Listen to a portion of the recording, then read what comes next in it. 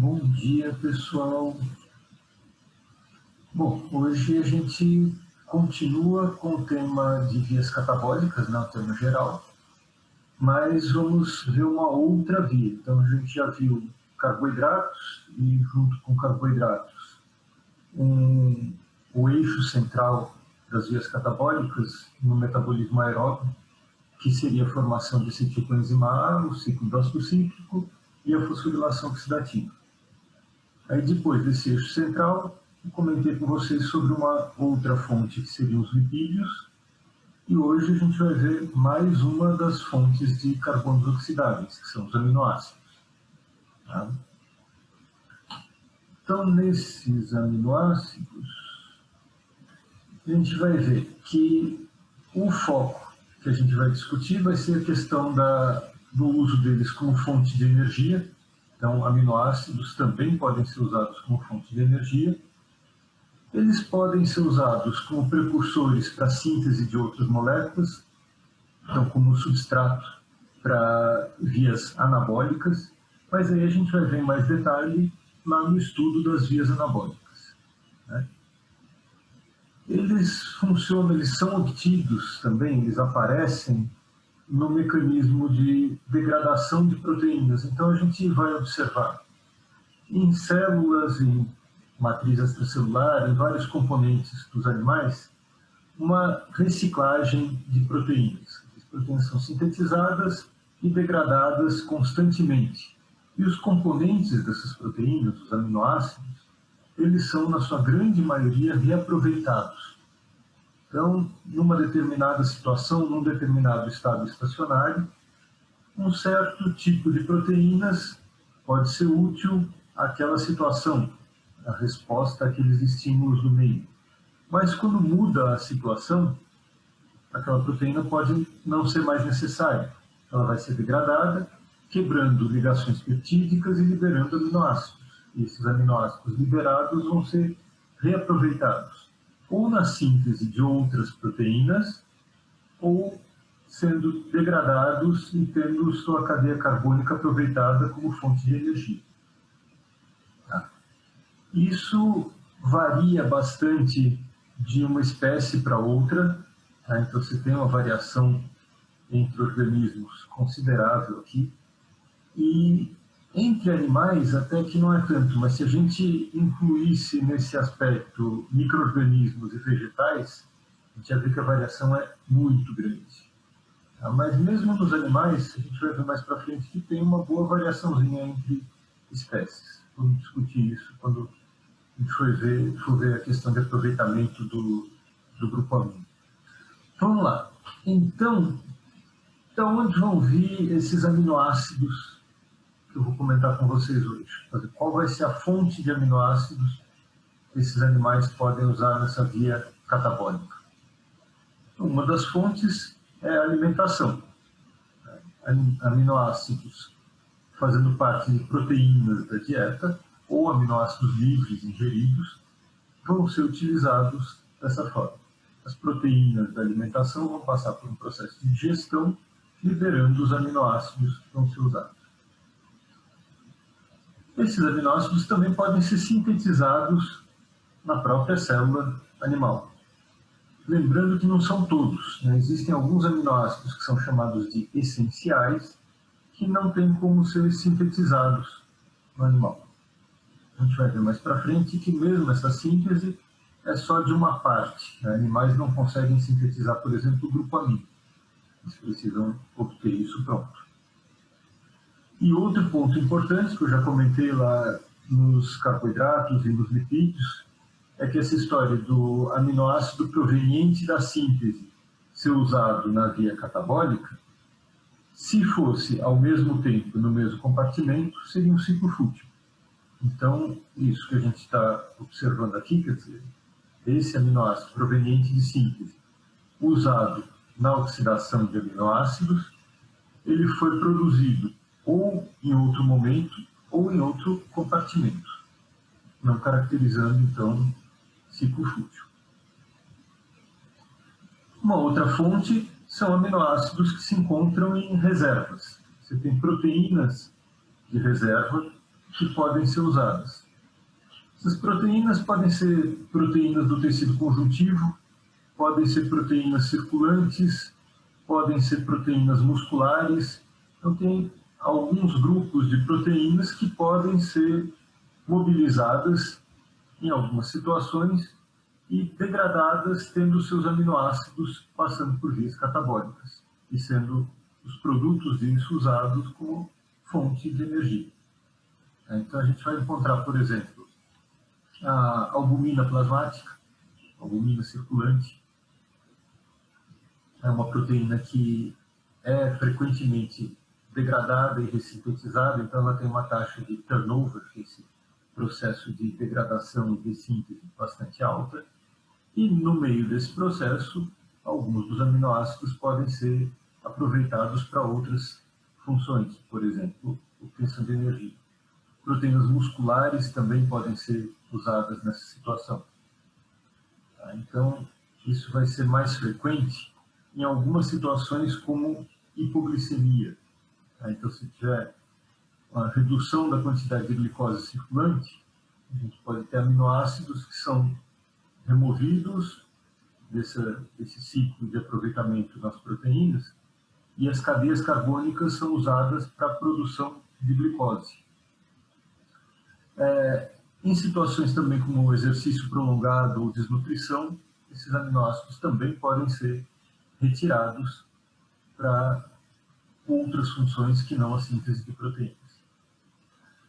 Vamos começar dando uma olhada um pouquinho mais detalhada no que acontece com os aminoácidos que vêm pela alimentação.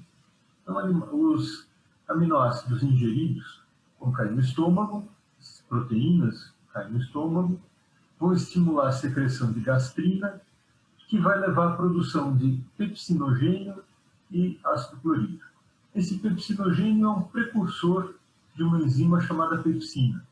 Então, esse pepsinogênio em meio ácido perde uma ligação peptídica e libera uma região da sua proteína, e essa região é ativa, chamada pepsina. Ativa quer dizer, ela tem atividade proteolítica, ela consegue catalisar a hidrólise de ligações peptídicas. E essa pepsina aumenta a hidrólise dessa região do pepsinogênio, produzindo mais pepsina ativa. Então, nessa figura aqui, todas as enzimas que têm esse símbolozinho azul aqui do lado, esse explosãozinho azul, significa que são enzimas com atividade proteolítica, são enzimas ativas na hidrólise de ligações peptídicas. Ok, então aqui no estômago começa a digestão das proteínas, essa pepsina é pouco específica e vai quebrar ligações peptídicas de várias proteínas que estejam naquele bolo alimentar. Esse conteúdo, depois de algumas horas, do estômago, ele é lançado no duodeno, e esse conteúdo ácido no duodeno leva à produção de secretina, que estimula a produção de bicarbonato pelas células da mucosa, aumentando o pH desse compartimento da luz duodenal. Esses aminoácidos e peptídeos no duodeno levam à produção de colecistocinina, que leva à produção de tripsinogênio. Esse tripsinogênio também é um precursor de uma enzima proteolítica, uma protease. Além disso, no duodeno a gente vai encontrar também a produção de enteropeptidase. Então vamos lá, no duodeno, por estímulo da colecistoquinina, a gente vai encontrar tripsinogênio, quimotripsinogênio, procarboxipeptidase, proelastase e aminopeptidase. Desses todos aqui, só a enteropeptidase e a aminopeptidase estão na forma ativa. A enteropeptidase vai transformar o tripsinogênio em tripsina, que é a forma ativa. A tripsina catalisa a transformação de todos esses precursores aqui nas suas formas ativas, quimotripsina, carboxipeptidase e elastase. De forma que, depois de um pequeno intervalo de tempo, a gente vai ter várias enzimas proteolíticas ativas no duodeno, no intestino delgado, clivando ligações peptídicas. Ah, mas para que tanto tipo de enzima diferente assim? Isso é importante pelo seguinte: essas enzimas na forma ativa vão ter ação, ligações peptídicas com especificidades diferentes. Por exemplo, a tripsina vai clivar ligações peptídicas no carboxy terminal de aminoácidos básicos, de lisina e arginina. A quimotripsina vai ter uma afinidade por aromáticos. A carboxipeptidase vai fazer a clivagem a partir do carboxy terminal de proteínas e peptídeos. A aminopeptidase a partir do amino terminal. E a elastase tem uma afinidade por resíduos ácidos. Então, você pode ter várias dessas enzimas agindo ao mesmo tempo em regiões diferentes das proteínas, o que agiliza bastante esse processo de degradação, de separação de pequenos peptídeos e de aminoácidos. Tá? Então, dessa forma, a gente vai ter um processo de digestão que começa no estômago, com a secreção ácida e a ação da pepsina, a passagem disso para o duodeno, com a liberação de vários precursores enzimáticos e a ativação desses precursores já no intestino delgado, e esse processo de digestão com várias proteases com especificidades diferentes que vão liberar principalmente aminoácidos e alguns pequenos peptídeos que vão ser absorvidos pelas células da mucosa intestinal e distribuídos para a circulação. Cai na circulação portal, passam primeiro pelo fígado e depois se distribuem para o resto do organismo. Então, esses aminoácidos vão ser liberados, sejam os que vêm da alimentação por esse processo, ou os que já estavam no tecido e foram liberados a partir de degradação de proteínas, ou de redistribuição desses aminoácidos de um tecido para outro, a partir também de degradação nos próprios tecidos. Eles vão ser redistribuídos e podem passar por uma via oxidativa, que é o que a gente vai ver hoje. Então, como é que vai acontecer esse processo catabólico dos aminoácidos? Até agora foi de proteína até aminoácido. Mas como é que os aminoácidos vão passar por isso?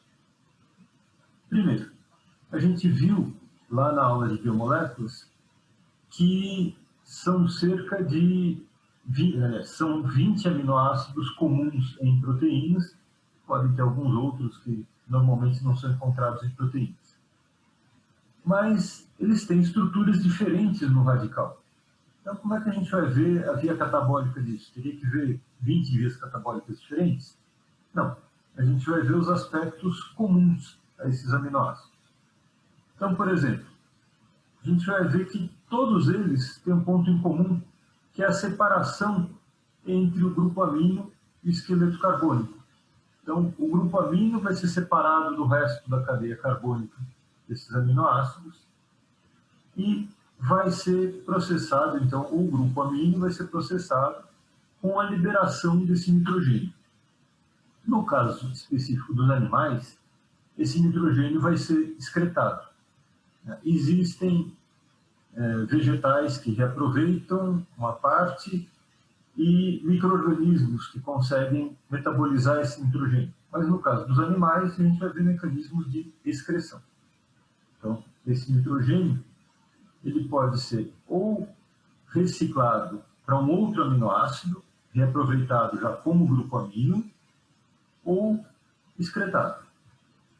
A maior parte dos grupos amino vai ser reaproveitado, mas o excedente, que a célula não tiver como aproveitar em outros aminoácidos, é excretado.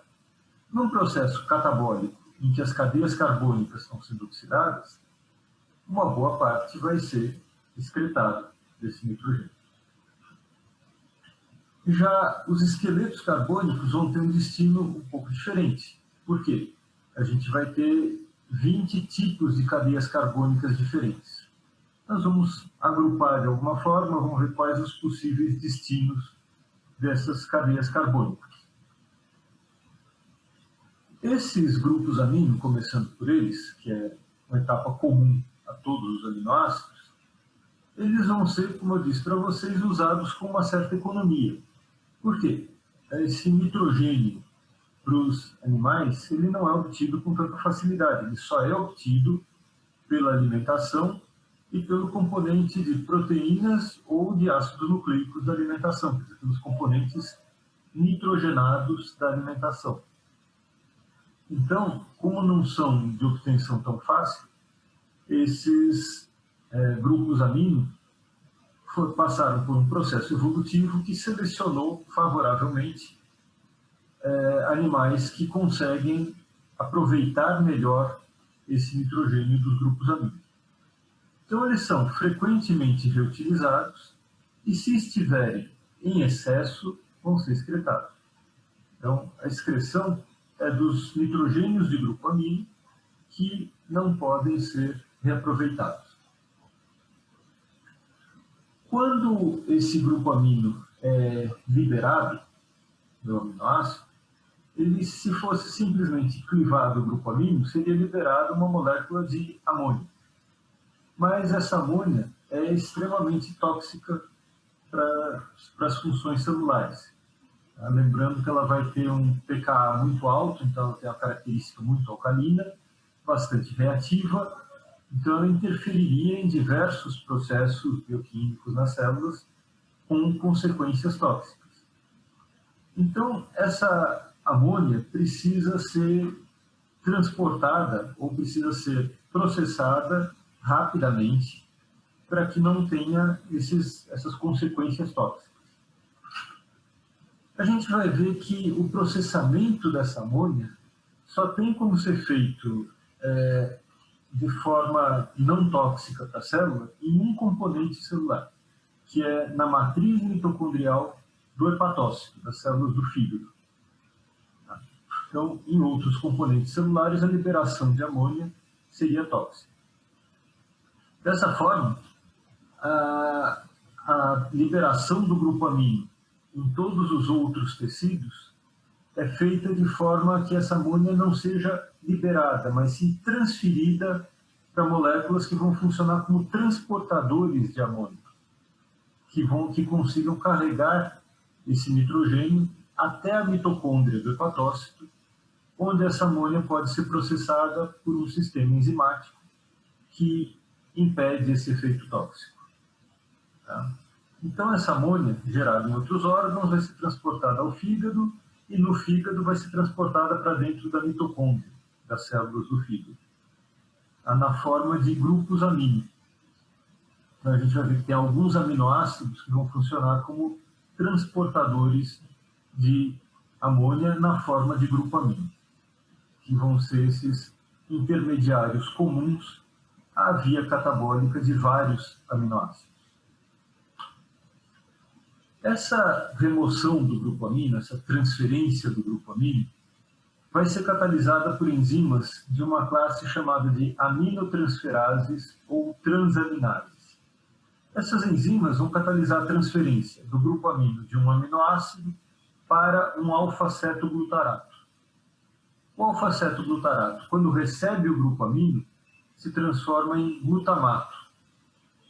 E o aminoácido, quando perde o grupo amino, se transforma num alfa-cetoácido, que não tem mais aquele nitrogênio.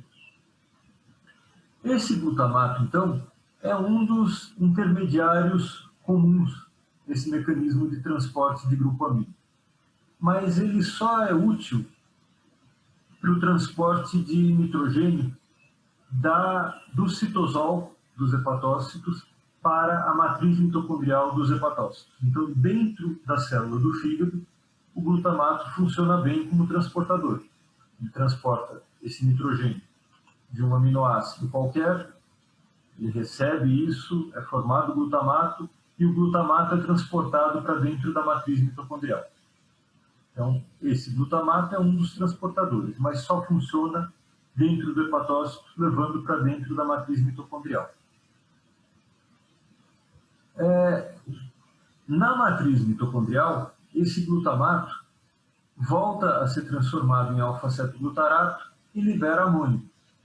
Mas na matriz mitocondrial que eu comentei com vocês, vai ter uma enzima que consegue catalisar uma reação, transformando esse amônio rapidamente em outra molécula que a gente vai ver daqui a pouco, carboamônio e fosfato. Daqui a pouco a gente vê direitinho essa reação. Tá? Então, na matriz mitocondrial, o glutamato volta a ser alfa-cetoglutarato e libera amônio. Uma conservação de energia aqui na forma de NADPH. Então, isso acontece só na mitocôndria do hepatócito. Tá? Mas, e nos outros tecidos? Como é que outros tecidos conseguem mandar esse grupo amino para o fígado? Bom, nos outros tecidos, a gente vai ter a produção de glutamato da mesma forma, então a transferência de um aminoácido, do grupo amino de um aminoácido qualquer, do alfa-cetoglutarato, fazendo glutamato, e do glutamato, esse glutamato vai ser transformado em glutamina, recebendo mais um grupo amino que veio de algum outro aminoácido. Então, nos outros tecidos, a gente vai ter dois mecanismos, um de transferência do aminoácido do alfa-cetoglutarato, formando glutamato, outro de remoção do grupo amino de algum outro aminoácido, imediatamente incorporação desse grupo amino ao glutamato, formando glutamina, que tem dois nitrogênios. Esse nitrogênio do grupo amino aqui, que estava no glutamato, e esse nitrogênio do radical, que veio de algum outro aminoácido. Essa diferença de transporte só dentro do hepatócito ou entre tecidos se dá em função de transportadores de canais de membrana. Então, na grande maioria das células, a gente não tem canais de membrana que consigam exportar glutamato, principalmente exportar glutamato para a circulação. A gente até tem em alguns neurônios, por exemplo, canais de glutamato, mas só na fenda sináptica, só na sinapse que ele consegue liberar esse glutamato. Células em geral, liberando glutamato que vai cair na circulação, a gente não encontra. Já a glutamina é transportada com muito mais facilidade, você tem vários canais de transporte de glutamina. Então, isso facilita a liberação desses nitrogênios do grupo amino por tecidos fora do fígado. Essa glutamina cai na circulação, vai ser captada pelos hepatócitos, e no hepatócito ela pode ser transportada para a mitocôndria e liberar esses nitrogênios. Mas então, qual a vantagem de você ter um mecanismo de glutamato que funciona no fígado, transportando o grupo amino, transportando o nitrogênio do grupo amino para a matriz mitocondrial, e outro que funciona nos outros tecidos?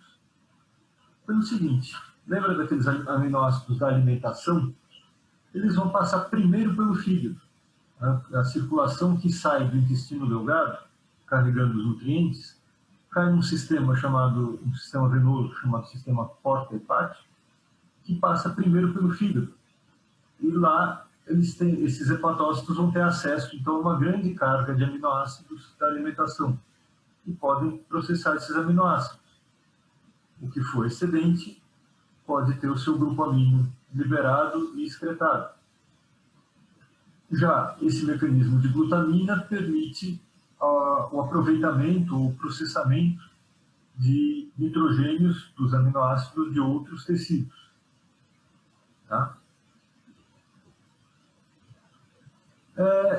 Essa glutamina entra na mitocôndria do hepatócito, então ela entra no hepatócito e depois na mitocôndria do hepatócito, e lá ela sofre a ação de uma enzima chamada glutaminase, que libera amônio e glutamato. Na mitocôndria do hepatócito é seguro liberar amônio. A gente vai ver qual enzima que está lá, que vai fazer isso. E esse transporte pode acontecer de uma outra forma também. Especificamente no tecido muscular, a gente pode ter um outro aminoácido chamado de alanina, a gente viu até a estrutura dele lá na aula de aminoácidos, sendo usado como transportador. Numa situação principalmente de exercício intenso. Então, o que a gente vai observar aqui? Músculo em exercício intenso faz muita glicólise, principalmente se for numa situação que excede a capacidade aeróbica. Então, ele faz glicólise e produz muito piruvato, mais piruvato do que dá para transformar em acetilcoenzima A. Uma parte desse piruvato vai passar por um processo de fermentação, vai para lactato.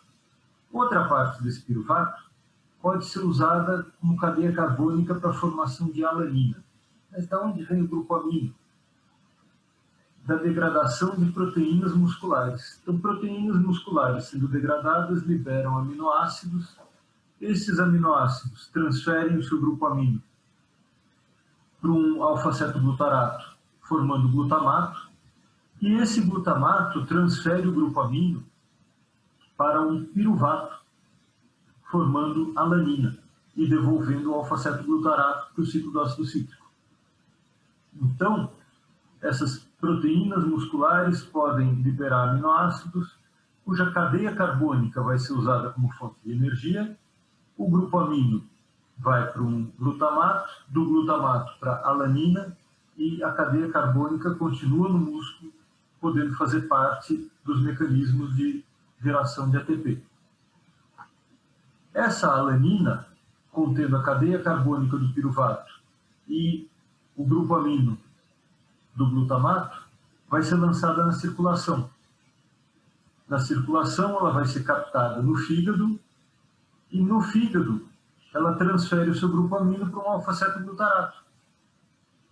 Lembra que a gente viu lá que aminoácidos diferentes podem transferir o grupo amino para o alfa-cetoglutarato, formando glutamato? Pois é, a alanina é um desses aminoácidos que transfere o grupo amino para o alfa-cetoglutarato e forma glutamato. Seguindo o caminho do nitrogênio, esse glutamato vai para dentro da mitocôndria, libera amônio, que vai ser usado para produção, nesse caso aqui, de ureia. O piruvato, que sobrou aqui com a cadeia carbônica da alanina, vai ser usado no fígado para a produção de glicose, que é lançada na circulação e aproveitada pelo músculo, formando, então, um ciclo entre alanina e piruvato, que permite que o músculo aproveite melhor as cadeias carbônicas de carboidratos e aminoácidos, sem ter uma sobrecarga de grupos amino, usando a alanina como transportador. Tranquilo até aqui? Dúvidas?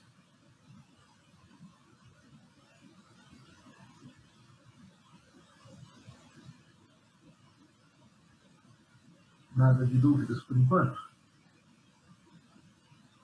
Então tá.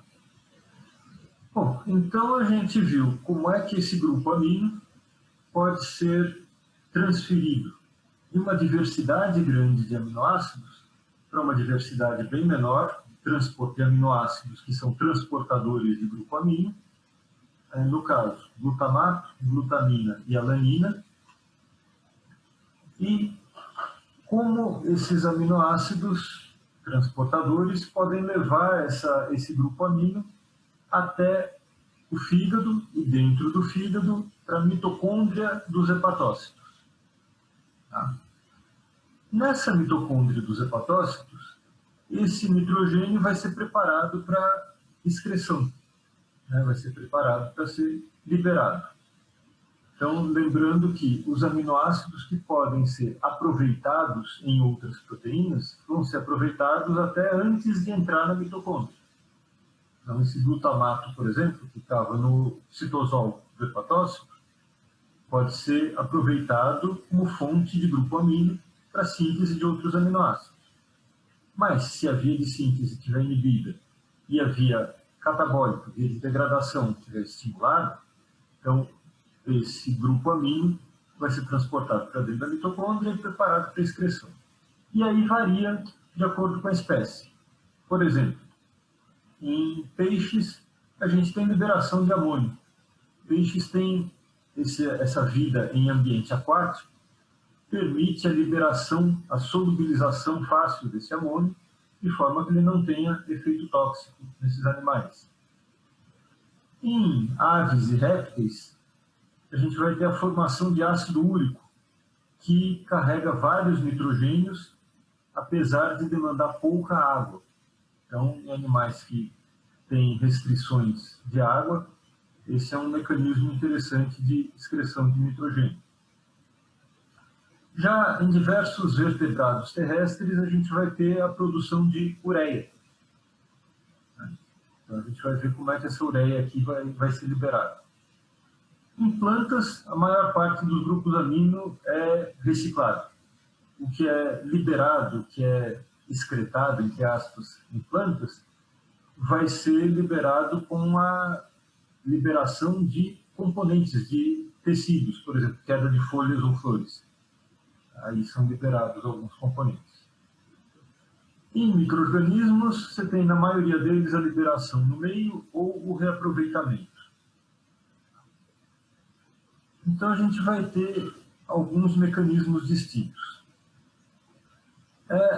Como a maior parte dos animais que a gente vai estar trabalhando vão ser mamíferos, nós vamos focalizar um pouquinho mais na produção de ureia, no caso dessa liberação dos grupos amino. Então, eu vou ver com vocês como é que vai ser usado, como é que esse nitrogênio que foi carregado pela mitocôndria do hepatócito pode ser usado na produção de ureia. Faltam 6 minutos e pouquinho. Aproveitar para colocar presença aqui no chat. E logo depois que passar a presença, se tiver dúvidas, podem colocar no chat. Ou, enquanto isso, se alguém tiver dúvida, eu pediria que falasse, só para a dúvida não ficar perdida junto com a presença. Professor? Oi. Você pode repetir essa parte do exercício intenso e tal, que eu acabei perdendo um pouco quando você estava explicando um monte de coisa ao mesmo tempo. Vou voltar aqui, então. Então, esse aqui é um caso específico de transporte de grupo amino que funciona entre músculo e fígado. Tá? Quer dizer, na maioria dos tecidos, inclusive músculo, em repouso, a gente vai ter transporte via glutamina. Mas no caso do músculo em exercício, esse transporte via alanina é um pouco mais eficaz. Por quê? Porque no músculo em exercício tem muita glicólise anaeróbia acontecendo. Portanto, tem muita produção de piruvato, mais do que o ciclo dócico cítrico dá conta de consumir. Então, uma parte desse piruvato vai ser transformada em lactato na fermentação e uma parte vai receber grupos amino de aminoácidos que foram degradados. Então, nessa situação de exercício intenso, o músculo pode degradar algumas proteínas, principalmente exercício intenso e prolongado. Esse músculo pode degradar proteínas, liberando aminoácidos. Esses aminoácidos liberados precisam se livrar do grupo amino para que a cadeia carbônica possa ser usada como fonte de energia. Esse grupo amino vai ser transferido de vários tipos de aminoácidos para um alfa-cetoglutarato, formando o glutamato, da mesma forma que acontecia lá no fígado. Só que esse glutamato, em vez de ser transformado em glutamina, ele vai ceder o seu grupo amino para um piruvato, formando alanina. Então, o grupo amino passa do glutamato para o piruvato e forma alanina. O glutamato, que perdeu o grupo amino, vira alfa-cetoglutarato, que é útil no ciclo dócico cítrico. E essa alanina que foi produzida aqui é lançada na circulação, carregando a cadeia carbônica do piruvato e o grupo amino que veio desses aminoácidos musculares. Na circulação, essa alanina vai chegar a passar pelo fígado, no fígado ela é captada, transfere o seu grupo amino para um alfa-cetoglutarato hepático, transformando em glutamato. Esse glutamato vai entrar na mitocôndria, liberar amônia, que vai ser levada para a produção de ureia. A cadeia carbônica da alanina, depois de liberar o grupo amino, se transforma novamente em piruvato. Esse piruvato, no fígado, que não está fazendo exercício, obviamente, né, não tem como o fígado fazer exercício, então, no fígado, essa cadeia carbônica do piruvato vai ser usada na via anabólica de glicose, na síntese de glicose. E essa glicose vai ser lançada na circulação e reaproveitada no músculo. Então, nesse caso de músculo em exercício, é mais interessante que ele use alanina como transportador, porque assim ele transfere não só o grupo amino e pode aproveitar a cadeia carbônica dos aminoácidos, como também a cadeia carbônica do piruvato, que vai voltar à glicose, que pode voltar a ser aproveitada no músculo. Então, você tem mais vantagens para a situação de exercício intenso e prolongado. Ficou claro? Ficou, professor. Obrigada. Jóia. Professor, Oi. Onde estão esses slides? Porque no Aprender 3 só tem o do beta-oxidação, não tem esses outros. Ué, os outros de via catabólica não estão lá? Isso, não estão. Eu, pelo menos, não achei. Eu não sei se eu procurei errado. Não, então eu vou dar uma olhada no que aconteceu lá, mas era para estar tudo lá. Agora, no intervalo mesmo, eu dou uma olhada lá. Tá bom. Se eu olhei errado, me desculpa. Não, tranquilo. É isso. Se já tiver, eu te aviso onde está. Se não tiver, eu coloco. Opa, tem alguém dizendo que... Ok. A Andresa está dizendo que achou lá. Vamos ver. Então, eu acho que eu procurei errado. Tá certo. Ok, mais dúvidas? Não? Tá. Então, vou fechar a sala, vou interromper, checar essa história do aprender para ver se está tudo certinho e voltamos daqui 10 minutos. Tá bom? Até mais, então.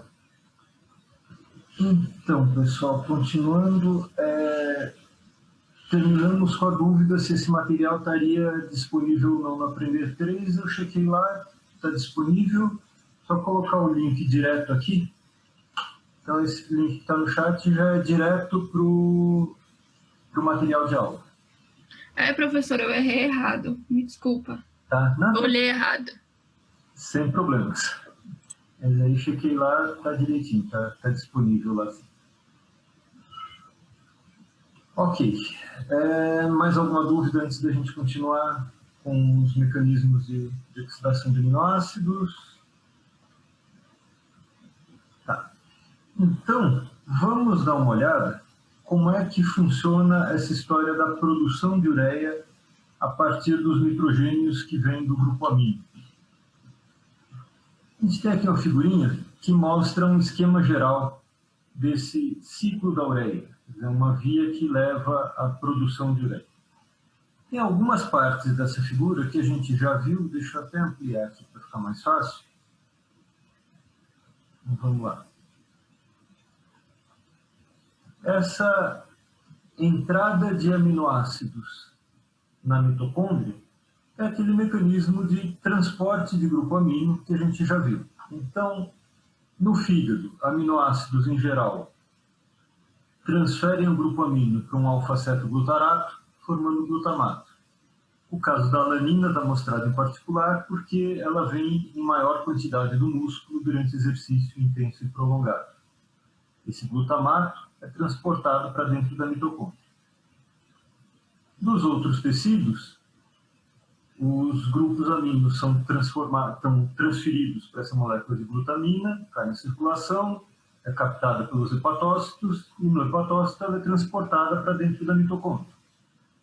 Na mitocôndria, a glutamina libera amônio e sobra um glutamato. Esse glutamato, tanto que entrou quanto que veio da glutamina, pode liberar amônio por ação dessa desidrogenase e sobra um alfa-cetoglutarato, que é intermediário do ciclo do ácido cítrico e já está na matriz mitocondrial. Ou então, esse glutamato pode transferir o seu grupo amino para um oxaloacetato. Então, a gente vai ter aqui glutamato mais oxaloacetato, formando aspartato, que é um aminoácido, mais o alfa-cetoglutarato. Esse aspartato é transportado para fora da mitocôndria. E a gente vai ver daqui a pouco onde ele entra. A questão crítica da mitocôndria do hepatócito é essa enzima aqui, chamada de carbamoilfosfato sintetase 1. Essa enzima sintetiza esse composto chamado carbamoilfosfato, usando como substratos amônio, bicarbonato e ATP. Então, ela vai produzir o carbamoilfosfato contendo o nitrogênio desse amônio, o carbono do bicarbonato e o fosfato do ATP. Então, ela usa 2 ATPs, gera 2 ADPs, um fosfato inorgânico, o outro fosfato ficou aqui ligado ao carbomoil fosfato. Essa enzima só existe na matriz mitocondrial do hepatócito. Então, por isso que tem todos esses mecanismos de transporte de nitrogênio para essa mitocôndria do hepatócito. Esse carbamoil fosfato vai participar de uma via cíclica chamada de ciclo da ureia. Então, ele é ponto de entrada nessa via. Ele vai ser ligado a uma molécula de ornitina, que é um aminoácido, formando citrulina. Depois, essa citrulina vai ser transformada em arginino succinato, uma estrutura bem grandinha que está representada aqui, usando para isso um aspartato. Lembra daquele aspartato que foi colocado para fora da mitocôndria aqui? Então, esse aspartato aqui vai ser usado nessa etapa do ciclo da ureia. Ele entra no ciclo aqui. Citrulina mais aspartato vai dar esse arginino succinato, que libera uma parte grande aqui da cadeia carbônica do radical dele na forma de fumarato, e sobra arginina, que é um aminoácido que é encontrado em proteínas. Então, esse aqui é um ponto comum entre os aminoácidos encontrados em proteínas e os aminoácidos do ciclo da ureia. Os outros aminoácidos, ornitina, citrulina e arginino succinato, não são encontrados frequentemente em proteínas, mas eles são bastante abundantes porque são intermediários do ciclo da ureia. Essa arginina vai liberar ureia e o restante da cadeia é uma ornitina, voltando então ao primeiro intermediário que a gente viu, caracterizando a via cíclica. Tá? Ok, vamos dar uma olhadinha nos detalhes dessas reações, para entender um pouquinho melhor como é que isso funciona. Então, começando aqui pela produção de carbamoil fosfato,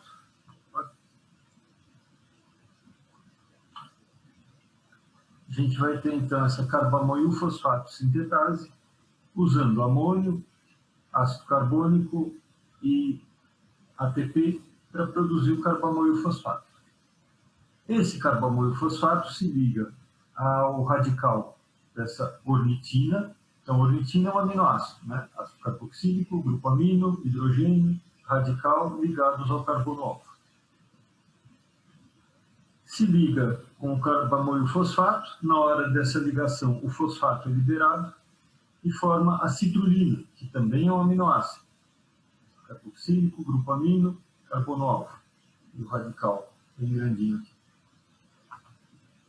Essa citrulina se liga a um aspartato e, com gasto de energia, 2 ATPs, forma o arginino succinato.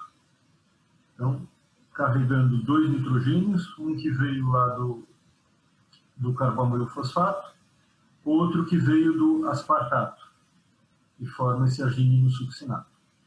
Só um parênteses aqui. Estava falando então da origem dos nitrogênios do arginino succinato. Um veio do carbamoil fosfato, outro veio do aspartato. O nitrogênio do carbamoil fosfato veio de onde? Veio do glutamato ou da glutamina quando liberaram amônio na matriz mitocondrial do hepatócito. O do aspartato também veio de um glutamato que transferiu o seu nitrogênio para um aspartato. Deixa eu voltar até na outra figurinha aqui para lembrar. Então, o do aspartato veio desse glutamato aqui. O do carbamoil fosfato veio do amônio, que por sua vez veio ou do glutamato ou da glutamina. Então, todos os nitrogênios que estão nesse arginino succinato, esses 2 nitrogênios aqui, vieram de glutamato ou glutamina na mitocôndria do hepatócito. Tá? Então, esses nitrogênios aqui vieram indiretamente de glutamato ou glutamina. passando por carbono fosfato e aspartato, e sendo incorporados a esse arginino succinato. Esse arginino succinato vai perder esse componente que está marcado em vermelho aqui, na forma de fumarato. Aqui, arginino succinato libera o fumarato, e o que sobra é uma arginina, que tem aqueles dois nitrogênios, um do carbono fosfato, outro do aspartato, e o carbono que veio do carbono fosfato. Essa enzima arginase libera esse finalzinho da cadeia carbônica da arginina na forma de ureia, que tem aqueles dois nitrogênios e o carbono, e ornitina, que foi o primeiro intermediário que a gente viu, concluindo então a via cíclica. Foi produzido então ureia, que vai ser liberada na circulação, filtrada nos rins e excretada. Então essa ureia contém esses nitrogênios numa forma muito menos tóxica do que a amônia. Pode então ser lançada na circulação e aguardar o processo de filtração renal para excreção, permitindo então a liberação dos nitrogênios dos aminoácidos excedentes, dos aminoácidos que não têm como serem incorporados a outras proteínas. Porque se existir possibilidade de incorporação, isso vai ter prioridade e vai ser preferencialmente usado. Tá. A gente viu que existe alguma correlação desses componentes do metabolismo de aminoácidos com o ciclo do ácido cítrico, com o ciclo de Krebs. Por exemplo, a história do alfa-cetoglutarato que a gente viu lá. E também aqui tem esse fumarato liberado, que também é intermediário do ciclo de Krebs. Então vamos dar uma olhadinha numa figura que mostra a correlação entre o ciclo da ureia e o ciclo de Krebs. Essa é uma figurinha que a gente tem que ter um certo cuidado, porque aqui em amarelo ela mostra o ciclo da ureia. E o assunto é correlação entre ciclo da ureia e ciclo de Krebs. Só que esse outro círculo aqui não é o ciclo de Krebs. Por que não é? Porque arginino succinato não é intermediário do ciclo de Krebs. E aspartato não é intermediário do ciclo de Krebs. Então, o ciclo de Krebs estaria representado por alguns componentes que estão mostrados aqui. Fumarato, malato, oxalacetato. Mas aí do oxalacetato vai para citrato e tal, então o ciclo de Krebs estaria representado numa outra figura para cá. A gente teria uma outra via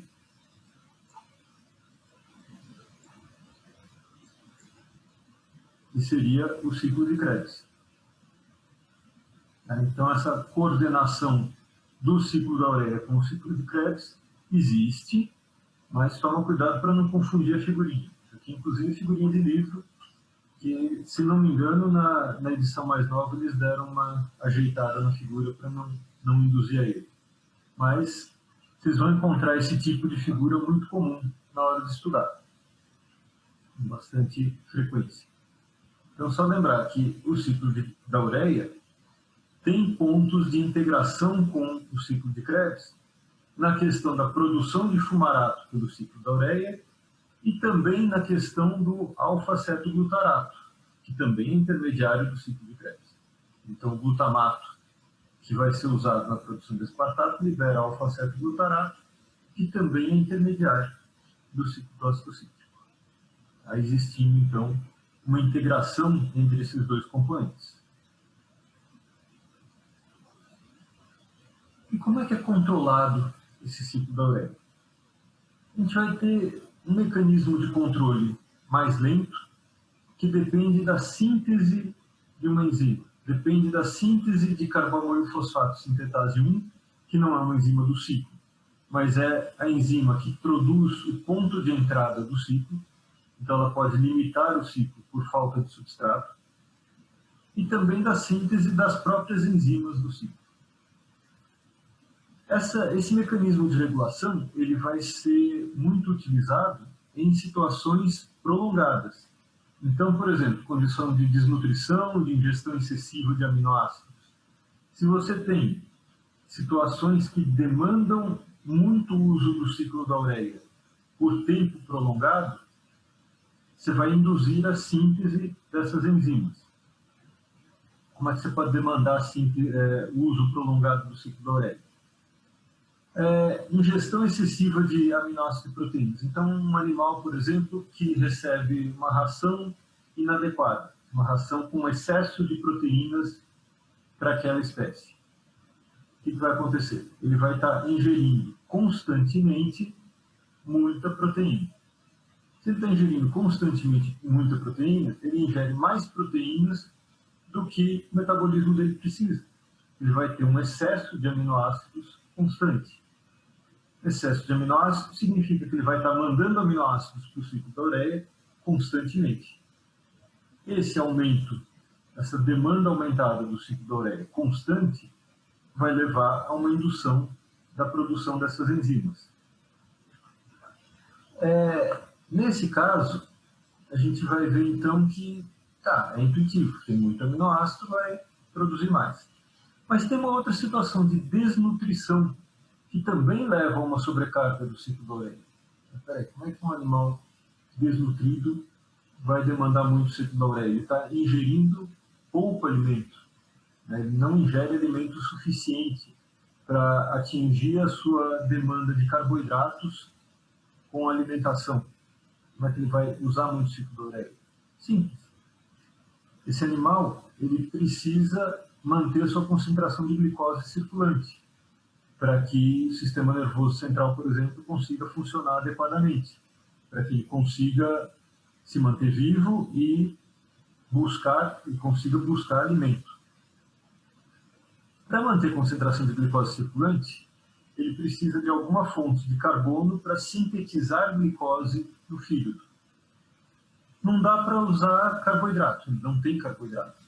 É exatamente o que ele precisa.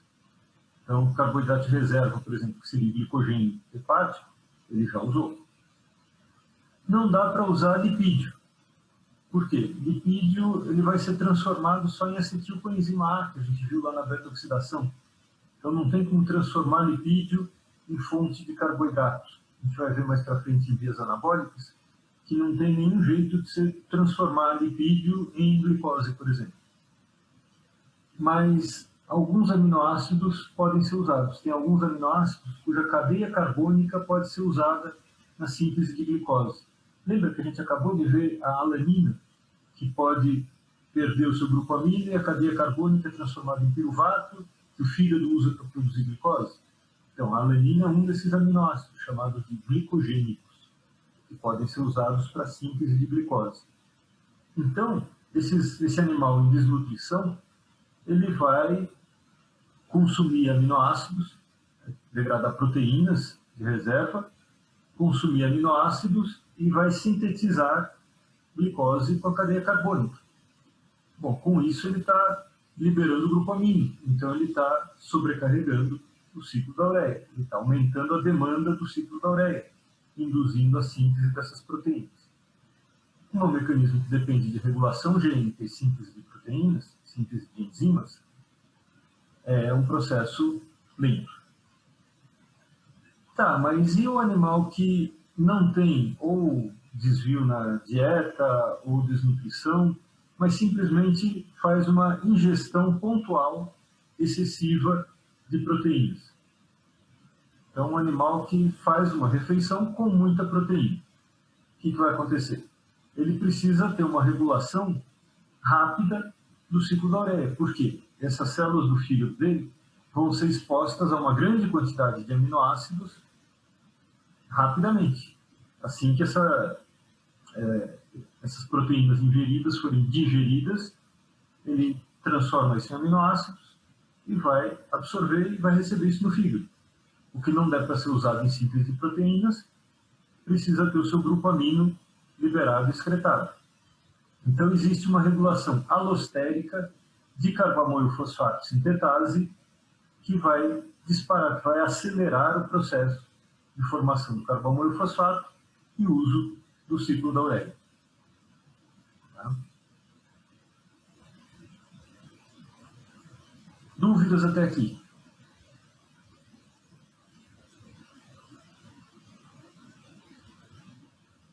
Não? Tá. Como é que funciona o aproveitamento de energia aqui? Primeiro, esse mecanismo não é prioritário em termos de fornecimento de energia. Por quê? É um mecanismo que tem um gasto alto. Você tem gasto de 4 grupos fosfato de alta energia, tanto no ciclo da ureia quanto no preparo para ele. Então você tem esse gasto de ATP como fonte de, como preparo desses aminoácidos, desse grupo amino para liberação, que vai dar um desvio de mais ou menos 15% da energia que pode ser obtida a partir da cadeia carbônica desses aminoácidos. Então não é uma estratégia que aproveite muito bem essa energia. Daí não ser prioritária. A gente observa que em alguns animais, como ruminantes, por exemplo, você tem adaptações para reciclagem de grupo amino. No caso dos ruminantes, em combinação com o metabolismo de micro-organismos, que conseguem aproveitar essa ureia e sintetizar outros aminoácidos que vão ser novamente absorvidos pelo animal. Então, você vai ter uma produção de energia nos animais que depende parcialmente, cerca de 10 a 15%, da produção de energia vai depender de aminoácidos. A grande maioria vai vir de lipídios e carboidratos. Por quê? Por conta dessa demanda de energia. Então, não é um processo prioritário como fonte de energia, mas ele é indispensável em situações como, por exemplo, a falta de glicose circulante. E como é que é isso? Da onde vem essa produção de energia? Vem das cadeias carbônicas. Como é que vão ser tratadas essas cadeias carbônicas? Vão ser tratadas em praticamente 20 vias catabólicas diferentes. Então, para não ficar vendo via por via, vamos agrupar esses aminoácidos e entender quais vão ser os produtos obtidos a partir dessas cadeias carbônicas.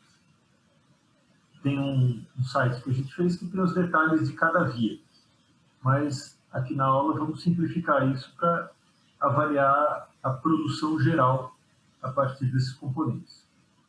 Então a gente vai ter aminoácidos que produzem intermediários do ciclo ácido cítrico, ou que produzem intermediários da neoglicogênese, que é da síntese de glicose, ou da cetogênese, que é a síntese de corpos cetônicos.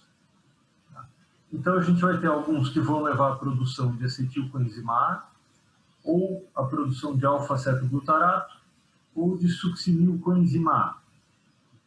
Tem também fumarato como intermediário do ciclo do ácido cítrico. Vamos dar uma olhadinha aqui. Então aqui a gente encontra os vários aminoácidos e os seus produtos a partir da cadeia carbônica. Tem vários aqui que vão levar à produção de glutamato, e esse glutamato leva à produção de alfa-cetoglutarato, quando ele libera o grupo amino, que a gente viu lá no tratamento do ciclo, no preparo para o ciclo da ureia. Então o glutamato ou libera amônio, ou transfere o seu grupo amino para um oxalacetato, formando aspartato. E a cadeia carbônica do glutamato vira alfa-cetoglutarato. Esses quatro, isoleucina, metionina, treonina e valina, vão ter a cadeia carbônica transformada em succinilcoenzima A. A fenilalanina e a tirosina em fumarato. Então, todos esses daqui têm as suas cadeias carbônicas aproveitadas na forma de intermediários do ciclo do ácido cítrico. Já asparagina e aspartato transformam sua cadeia carbônica em oxalacetato. O triptofano, serina, glicina, cisteína e alanina vão levar à produção de piruvato. Então, a gente vai ter aqui o piruvato, que pode ser usado, como a gente viu no metabolismo de carboidratos, para a produção de acetilcoenzima A, né? Ou pode ser usado numa reação anaplerótica para a produção de oxaloacetato. Então, aqui se tem duas possibilidades. Já isoleucina, leucina e triptofano podem ser usados para a produção direta de acetilcoenzima A. A gente observa aqui, então, que podem existir caminhos diferentes, vias diferentes para o tratamento desses aminoácidos. É o que a gente vê aqui, por exemplo, o triptofano. O triptofano está aqui e pode ser usado para produzir piruvato. Mas ele está aqui também, pode ser usado para produzir acetilcoenzima A. E ele está aqui também, pode ser usado para produzir acetoacetilcoenzima A. Então, dependendo do organismo e dependendo da situação, a gente pode ter caminhos diferentes para alguns aminoácidos.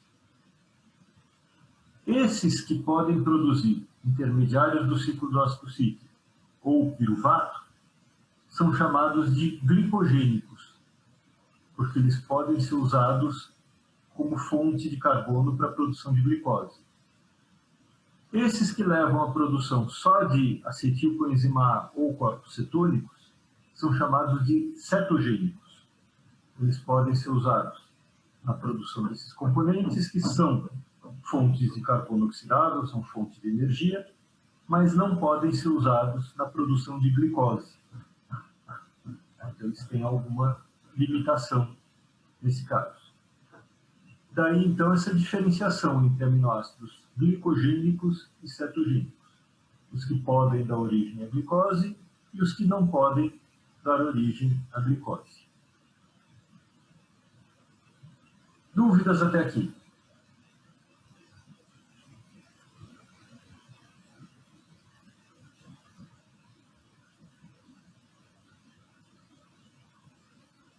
Não?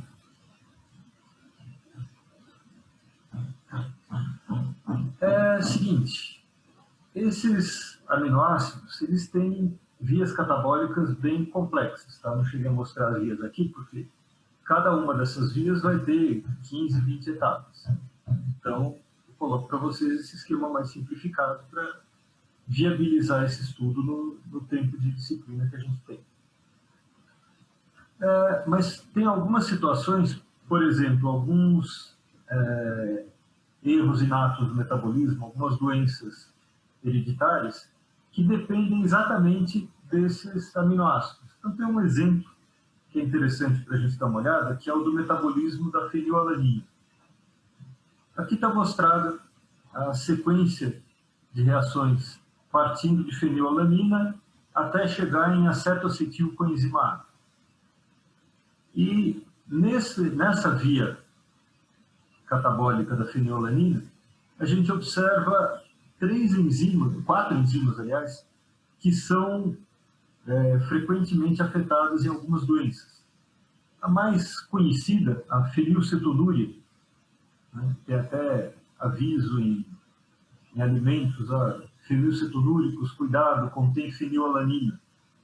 Então, os fenilcetonúricos têm alguma deficiência na produção ou na estrutura dessa enzima, dessa fenilalanina hidroxilase, e não conseguem transformar fenilalanina em tirosina. E acumulam fenilalanina, que, se acumulada, pode ter efeito neurotóxico. Tá? E tem outras doenças também associadas a enzimas dessas vias catabólicas de aminoácidos, no caso da tirosina e da fenilalanina. Tem a tirosinemia 1 e 2, tem a alcaptonúria, também está marcada aqui. Então, essas etapas estariam associadas a deficiências no tratamento dessas enzimas. Tá?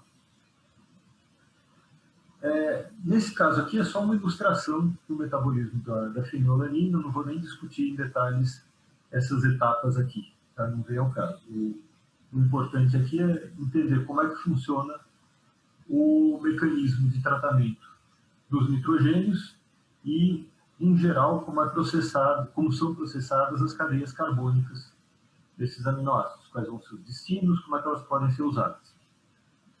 Tá? Dúvidas?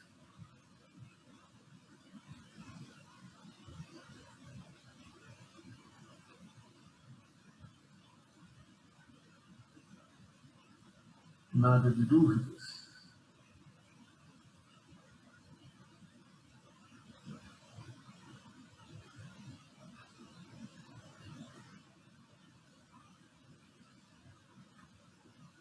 Ok, gente. Bom, então se não tem mais dúvidas, vamos encerrar por aqui a aula de hoje. Tá? Amanhã vamos ter uma aula curtinha para discutir vias catabólicas de ácidos nucleicos e nucleotídeos, é um mecanismo um pouco mais simples. E na sexta a gente começa o nosso processo de revisão, de estudo para fazer a revisão desse tema das vias catabólicas. Ok, gente. Então vou encerrar a sala. Obrigado pela presença e nos vemos amanhã.